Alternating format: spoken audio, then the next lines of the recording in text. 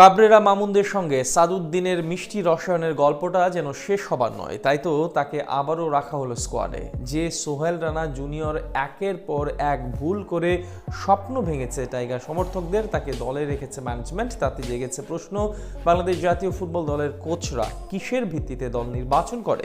শুধু পারফরমেন্সই কি জাতীয় দলে খেলার মানদণ্ড, নাকি অন্য কিছু আছে?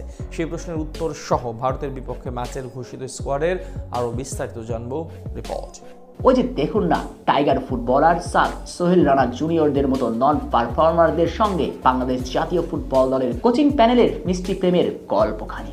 ঘটনা যাই ঘটুক না কেন, সাদউদ্দিন সহ দুই সোহেল যত বাজে পারফর্ম করুক না কেন, হাভিয়ের কাবরেরা যেন পণ করেই বসে আছেন, কোনোভাবেই জাতীয় দলের স্কোয়াডে তাদেরকে বাহিরে রাখবেন না।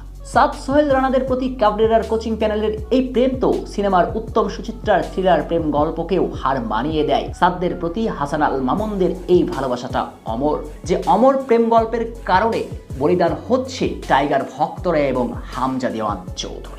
পারফর্ম না করলেও যে সোহেলদের রাখতে হবে স্কোয়াডে, অথচ হংকং চায়নার বিপক্ষে ফুল ব্যাকে প্রথম হাফে একবার প্রতিপক্ষের উইঙ্গারের গতির সঙ্গে পেরে না উঠে অযাচিতভাবে মাটিতে লুটিয়ে নিজের ব্যর্থতা আড়াল করতে চেয়েছিলেন সাদ।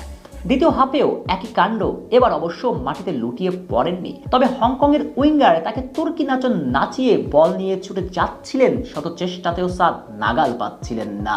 শেষ পর্যন্ত প্রাণভোমরা হামজা চৌধুরী ছুটে এসে বাঁচিয়ে দিয়েছিল বাংলার দুর্গ।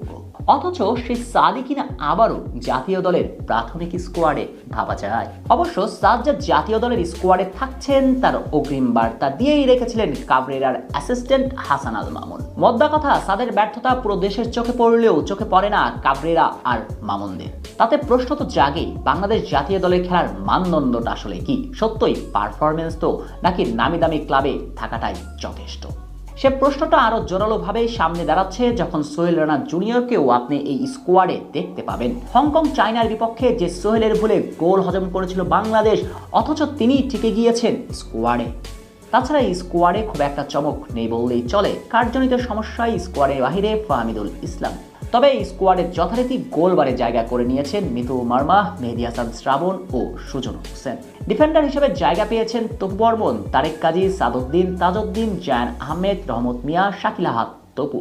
মিডফিল্ড লাইন আপে কাজেম সাহা, হৃদয়, সোহেল রানা জুনিয়র, সোহেল রানা সিনিয়র, জামাল ভুইয়া, সমিত সোম, হামজা চৌধুরী এবং শেখ মুর্সা আলী। ফরওয়ার্ড লাইনে আছেন রাকিব হোসেন, আলা আমিন হোসেন, ফয়সাল আহমেদ ফাহিম, ইব্রাহিম, আরমান ফয়সাল আকাশ এবং শাহরিয়ার ইমন।